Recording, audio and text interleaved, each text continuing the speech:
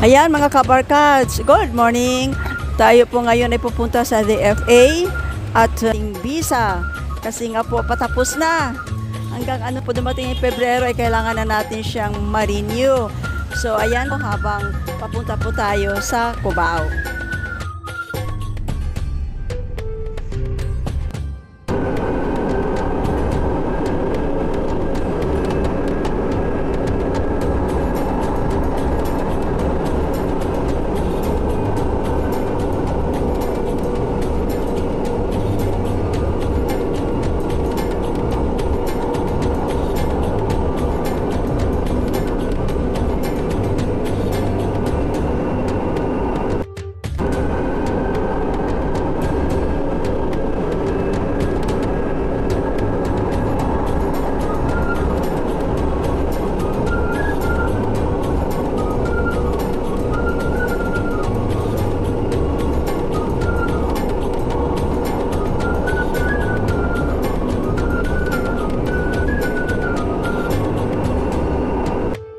Ayan po, kung nakikita po nyo, mahaba po talaga ang pilahan dito.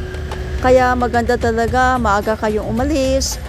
Tapos, naka-online schedule nga po kayo. So, nandito na po tayo sa DFA. Alam mo yun po mga kabarkads, para po mabilis ngayon sa DFA, bago po kayong pumunta, dapat po ay naka-online schedule na kayo. Kasi ngayon hindi sila basta tatanggap, hindi kanila basta aasikasuhin kung hindi po kayo naka-online schedule. So, importante po yon para pagdating po nyo, ayan, siguradong maasikaso kayo kaagad.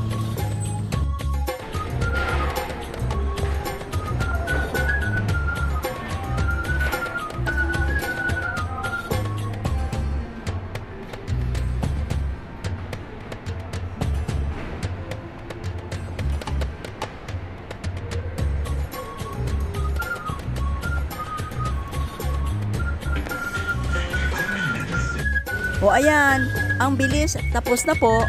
Kung gusto nyo po ipa-deliver, gusto din po nyo ipa-pick up, kayo po bahala. Depende po sa inyong oras. So ngayon po, papakita ko sa inyo yung aking way out dito sa Araneta City. Madadaanan natin po yung SM at mga iba-ibang klaseng pagkain na mayroon sa paligid. Dahil po nga, pag nagpaayos ng mga papeles ay may katagalan ng kaunti, so pwedeng kayong dumaan at kumain ng sandali.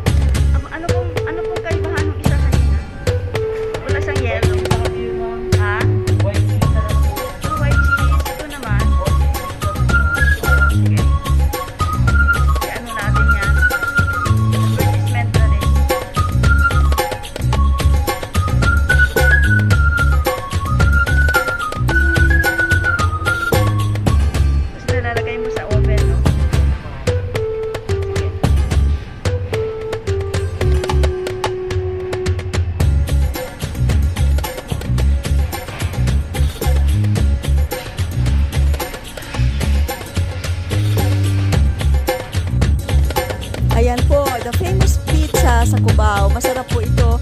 Actually, pag dumadaan po ako dito, I cannot resist kasi pizza is one of my favorites. So, ayan po. Si Kuya naman napakabait at pinayagan niya tayong kunan natin siya ng video habang gumagawa siya ng pizza.